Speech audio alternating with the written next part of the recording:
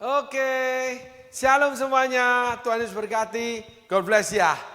Nah, kita di penghujung minggu ini, di mana kita sudah mempelajari betapa yang namanya Yakub tetap bajingan. Dengar suara Tuhan, ikut langkah Tuhan, tetap bajingan. Ketika dia berjumpa dengan Esau, menyelamatkan diri. Dipasanglah dulu budak-budak dengan anaknya. Padahal anak dia loh. Persis gak sama Abraham. Kisah Hagar. Kisah Ismail. Sama persis. Akhirnya membuat Yusuf. Anak paling dikasih anak Rahel satu-satunya. Benyamin belum lahir. Itu dibunuh mati sama kakaknya. Tuhan yang meluputkannya. Halo. Benyamin yang akhirnya meluputkan Yusuf. Karena Yusuf sombong. Karena dicintai.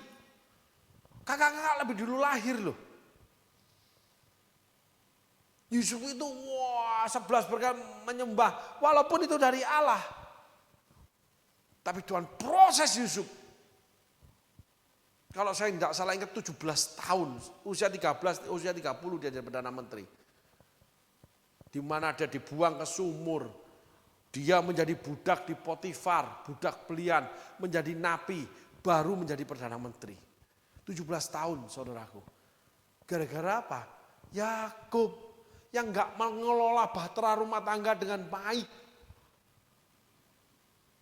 Mengutamakan lebih mengasihi Rahel daripada Lea. Lalu terjadi lebih mengasihi Yusuf daripada saudara yang lain. Anak ini jadi korban, dibunuh. Anak ini tumbuh kesombongan karena kelalaian orang tua. Bahtera rumah tangga harus dikelola sebagai ayah yang baik, ibu yang baik. Sehingga menjadikan anak-anak itu baik. Menjadi contoh teladan dan menanamkan setiap benih kebenaran. Bukan harus tampil di media sosial dengan porno itu. Cental-centil apa memang dengan porno? Bergaya kayak orang Korea, pakai rok mini, kayak gadis tidak punya suami, padahal punya suami. Gimana anak-anak melihatnya? Kalau saya jadi anaknya malu saya. Punya mama kok pamer-pamer sih? Supaya cari perhatian sih. Kalau pamer makanan boleh. Ya. Pamer ketika pergi dengan keluarga boleh.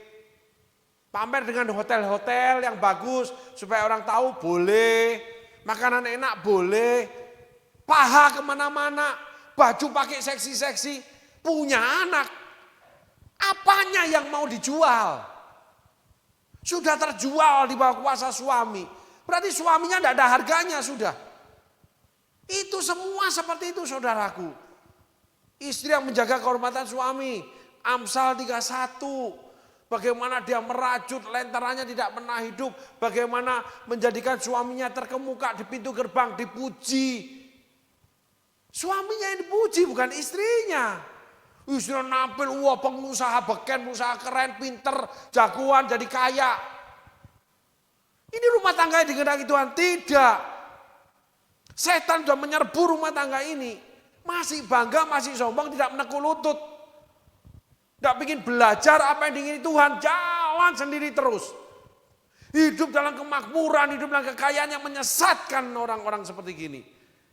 Itu yang gak boleh saudaraku. Karena anak-anak Tuhan saya gak bicara di luar anak Tuhan. Saya bicara untuk anak-anaknya Tuhan Yesus.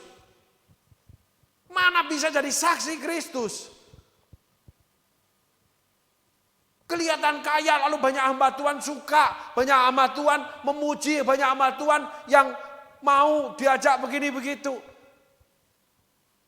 Bodoh. Banyak-banyaklah bergaul sama Tuhan. Jadi berkat buat hamba-hamba Tuhan. Tuhan akan tuntun apa yang harus dilakukan. Itu yang namanya Aquila Priscilla itu mengajarkan Apolos yang fasih Taurat. Aquila Priscilla itu pengusaha yang kontrak bersama dengan Paulus. Diajari Paulus, pengusaha ngajarin fasih Taurat. Apolos itu masih Taurat, lulusan teologi terbaik, terkemuka, hafal firman, diajarin jalan-jalan Tuhan sama Aquila Priscilla.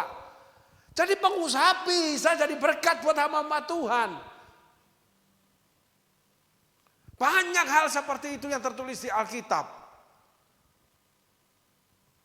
Nah ini penting saudaraku. Itulah namanya bahtera. Termasuk di dalam pelayanan. Kejar setoran aja. Nempel aja sama orang kaya. Itulah Nathan, itulah Bileam. Bileam itu kejar setoran. Nathan itu nempel sama orang kaya. Akhirnya gimana? Nathan gak dipakai lagi, Bileam mati ditombak sama bangsa Israel. Dianggap sesat. Alkitab tulis sesat. Lalu mulai memberi nasihat-nasihat yang menyimpangkan dari firman Allah. Membuat bangsa Israel kawin dengan perempuan-perempuan Kanaan. Nasihat Bileam, Nabi Bileam. Orang-orang gini menjadi toksik, menjadi racun di dalam perjamuan Tuhan. Jadi gimana? Tetap kuat di dalam Tuhan. Di dalam 12 murid ada toksik satu namanya Yudas. Ada satu yang dipengaruhi iblis namanya Petrus. Tapi Tuhan tetap kuat di dalam kehendak Allah Bapa. Jalan menuju kayu salib. Enggak peduli orang kaya, orang miskin, dilayani semua. Perempuan pendarahan, janda miskin 2 peser 1 duit. Lalu pengemis kusta. Orang yang lumpuh bertahun-tahun, semuanya dijamah, semuanya dilakukan. Enggak ada kasta, enggak ada anak tiri, anak emas, enggak ada yang dekat. Apalagi ada istilah begini, ring 1. Aduh, saudaraku kalau sudah lihat gitu. Ini ring 1 daripada pester ini. Buset. Di Alkitab enggak ada ring 1. 12 rasul yang dipilih Tuhan sendiri lari meninggalkan Tuhan. Satu rasul menjual Tuhan, yang satu menyangkali Tuhan Yesus. Coba. Enggak ada ring 1. Malah yang menyakitkan Tuhan Yesus. 2 orang di sana. Itulah Yakub saudaraku. Itulah Kain, itulah Adam dan Hawa. Dalam 2 pokok materi, yaitu si penipu Yakub dan si pendusta Yudas, si pencuri Yudas. Itu banyak Tuhan ungkapkan perilaku-perilaku yang salah. Tapi orang-orang yang mengikut Tuhan. Termasuk Nathan. Nathan nabi Tuhan yang menunjuk Daud seperti gini. Diutus Tuhan menyampaikan pesan Tuhan. Sujud kepalanya di tanah karena tinggal di dalam istana Daud ketika menghadap Daud. Menyembah sujud kepalanya di tanah. Gila kali. Lumpuh sudah rohaninya. Sudah tidak punya kuasa wibawa ilahi lagi. Karena nempel dengan orang kaya. Ini kebenaran saudaraku. Sehingga Yakub tidak ada perubahan. Nathan tidak ada perubahan. Nathan itu nempel orang kaya. Pingin hidup enak, pingin hidup nyaman. Sehingga Allah tidak pernah pakai lagi. Kalau Elia sampai diangkat ke surga. Walaupun dia lari dari Isabel. Walaupun dia minta mati sama Tuhan.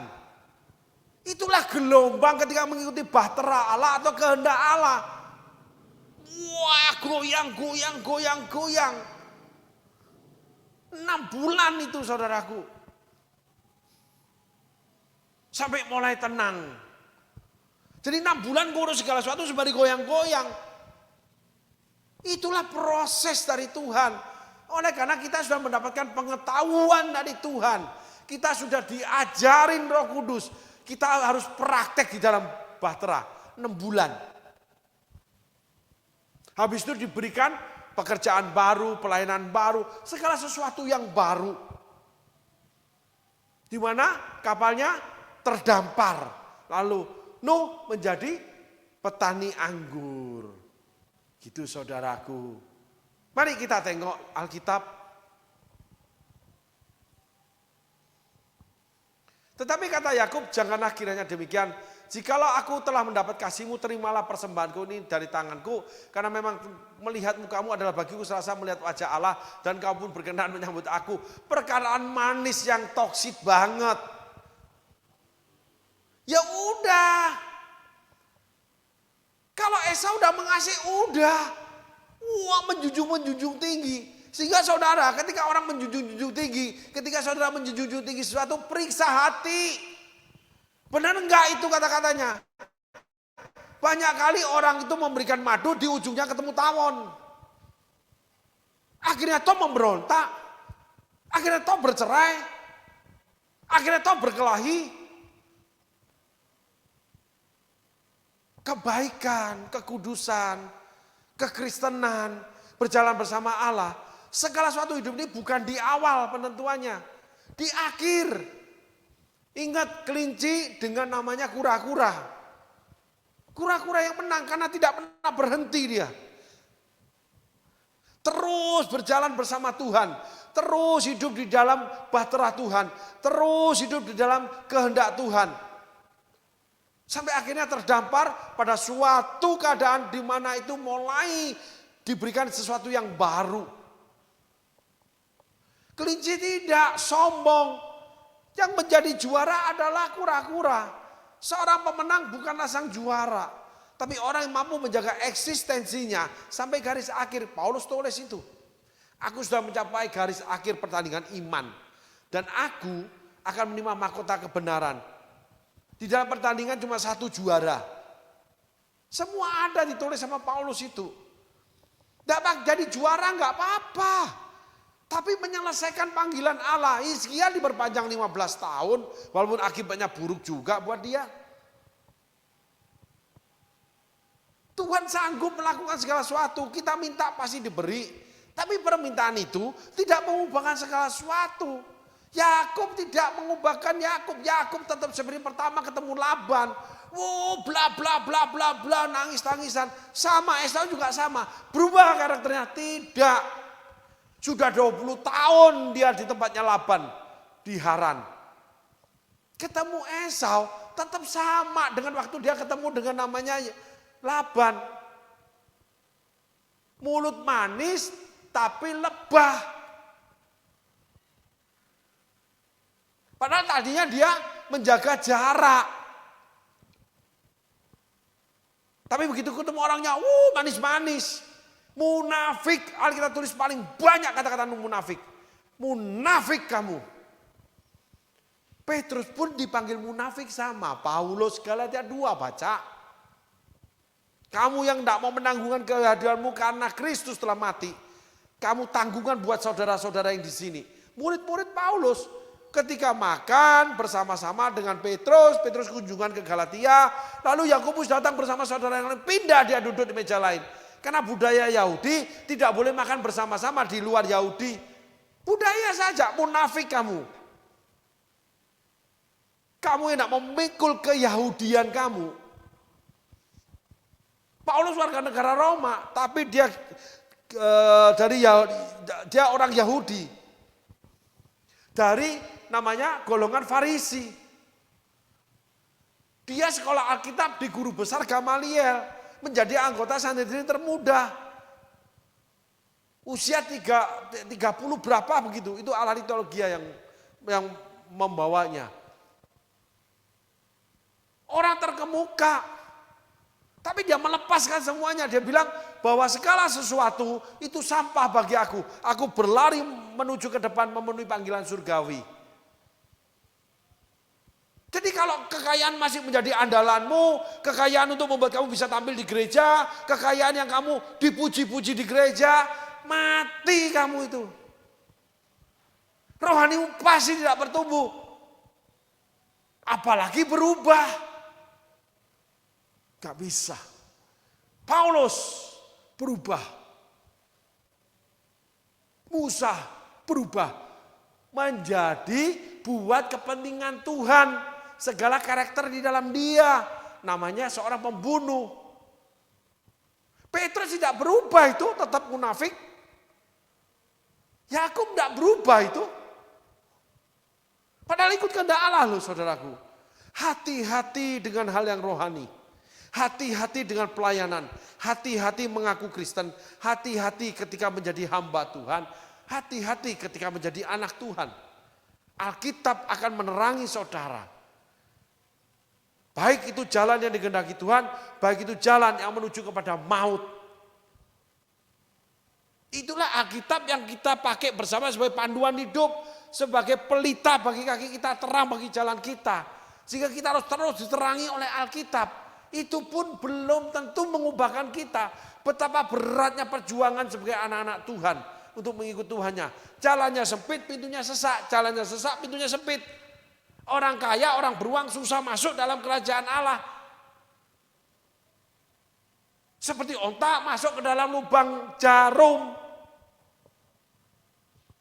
Walaupun semua sudah dilakukan, mau puasa, mau sudah dilakukan. Enggak ada itu. Ketika suruh serahkan hartanya, pergi dulu. Wah kalau begini saya nggak bisa melayani. Wah kalau begini saya nggak bisa di gereja ini. Ada tuntutan, keinginan di hatinya. Yang pasti tidak sesuai dengan Alkitab. Kalau sesuai dengan Alkitab, pasti Tuhan sertai dengan kuasanya. Tuhan akan menyertai kita dan kuasanya ketika kita berjalan di dalam kehendak-Nya selaras dengan Alkitab. Itu penting saudaraku. Mari kita perhatikan baik-baik kehidupan rohani kita. Kita perhatikan baik-baik di mana kita berada, apa yang harus kita kerjakan, waktunya apakah betul waktu Tuhan.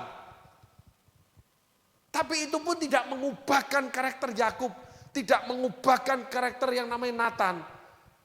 Tidak mengubahkan karakter namanya Elia. Takut mau mati dia. Pingin mati dia. Dan sebagainya. Esau punya keberhasilan. Esau gak mau uang. Yakub mengandalkan uang. Mana yang sesuai dengan Alkitab? Coba saudara renungkan. Yakub ketemu Tuhan. Yakub ikut perintah Tuhan. Tapi bajingan, tetap bajingan. Itulah yang kita pelajari. Kisah si penipu Yakub. Sampai titik ketemu Esau, saudaraku. Mari kita tengok Alkitab.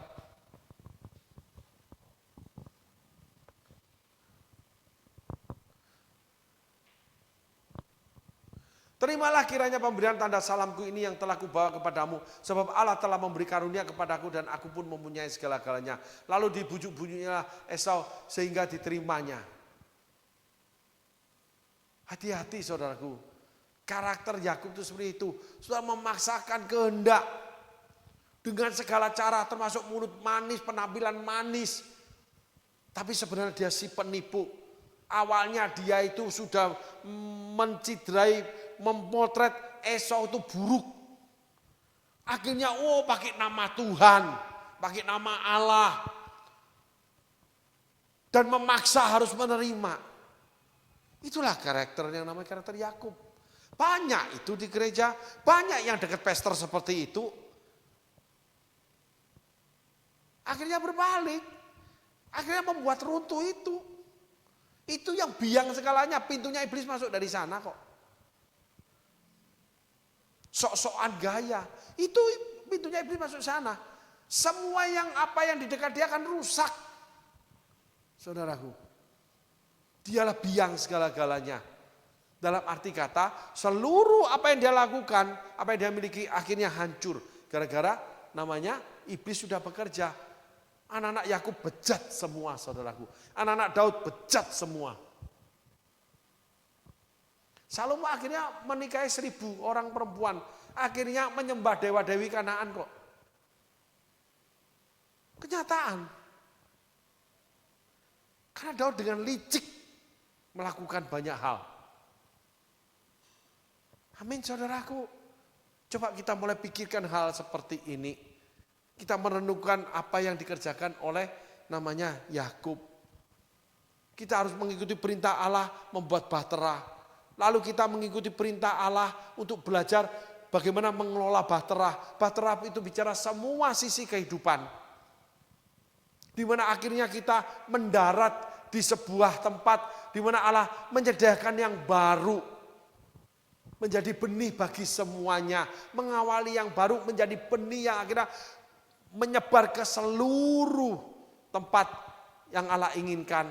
Kan keturunannya Nuh akhirnya saudaraku. Dari Adam ketemu Nuh.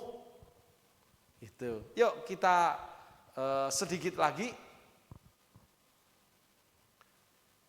Kata Esau, baiklah kita berangkat berjalan terus, aku akan menyertai engkau.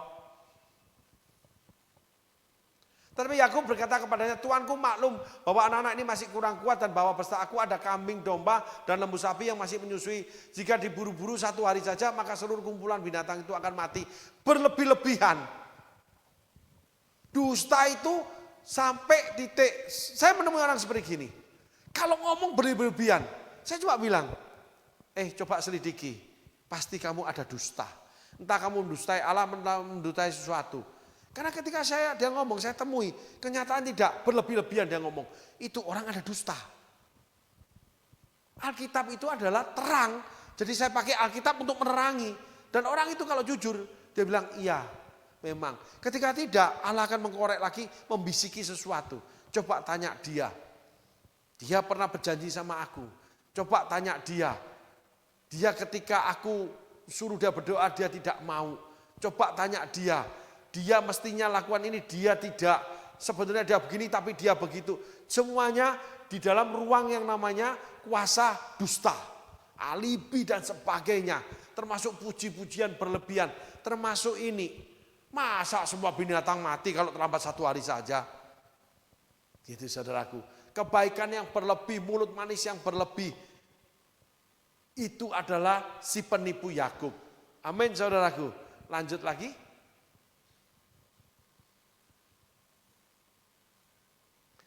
Biarlah kiranya Tuanku berjalan lebih dahulu dari hamba-Mu ini dan aku mau dengan hati-hati beringsut maju menuju seturut langkah hewan yang berjalan di depanku dan menurut langkah anak-anak sampai aku tiba pada Tuanku di Seir. Ayat selanjutnya. Lalu kata Esau, kalau begitu baiklah aku tinggal padamu beberapa orang dari pengiringku. Tapi aku berkata, tidak usah demikian, biarlah aku mendapat kasih Tuanku saja. Jadi pulanglah Esau pada hari itu berjalan ke Seir. Tapi Yakub berangkat ke Sukot lalu mendirikan rumah dan untuk ternaknya dibuatnya gubuk-gubuk, itulah tempat itu dinamai Sukot. Dalam perjalanan dari Padan Aram sampailah Yakub dengan selamat ke Sikem di tanah Kanaan, lalu dia berkemah sebelah timur kota itu. Kemudian dibelinya dari anak-anak Hemor bapak Sikem sebidang tanah tempat yang memasang kemahnya dengan harga 100 kesita. Yang mendirikan mesbah di situ dan dinamanya itu Allah Israel ialah Allah. Coba lihat saudaraku, kelebihan Yakub mencari Tuhan, memberi persembahan ke Tuhan.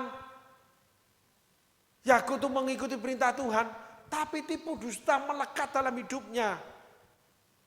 Ada banyak orang-orang anak-anak Tuhan seperti itu. Ada banyak orang duduk di gereja seperti itu. Sehingga gereja membutuhkan namanya pengajaran-pengajaran koreksi kehidupan.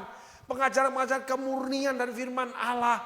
Di mana dibawalah sebuah sauh bagi jiwa mereka. Apa yang diperkatakan firman, apa yang menjadi kisah Yakub, apa yang menjadi kisah Nuh, bagaimana kelemahan manusia. Tidak cuma janji-janji indah Tuhan yang diberitakan. Tidak cuma mujizat-mujizat Tuhan yang diberitakan. Bukan cuma yang baik-baik saja yang harus dilakukan. Tapi perbuatan dosa-dosa tersembunyi, dosa-dosa yang terlihat, dosa kolektif, dosa setiap orang, dosa karakter tidak diberitakan. Itulah kelumpuhan gereja, sehingga setan selalu hadir dan orang-orang itu banyak dirusak oleh setan. Dan orang-orang itu tidak sadar. Maka gereja membutuhkan tangan-tangan yang memang memberitakan, mulut-mulut yang menceritakan kisah-kisah dosa di Alkitab. Dan bagaimana penghukuman Allah supaya menjadi cermin buat jemaat, supaya menjadi cermin buat umat Tuhan, bahwa kalau itu terjadi di kehidupan mereka, mereka harus kembali kepada Tuhan. Mereka harus tinggal di dalam bahtera Tuhan. Mereka harus belajar membuat bahtera Tuhan. Lalu mereka akan mendapatkan yang baru dari Tuhan. Amin saudaraku. Ayat selanjutnya.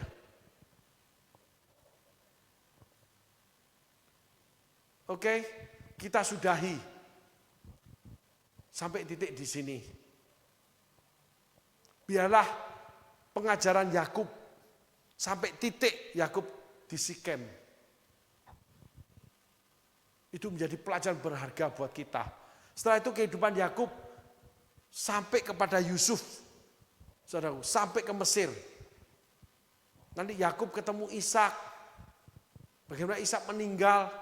Nanti ketemu namanya Dina, ketemu yang namanya Benyamin, Rahel mati, semuanya ada. Sampai nanti akhirnya Yakub bernubuat. Tetapi Yakub ketika masuk ke tanah Kanaan, Yakub lebih diberkati.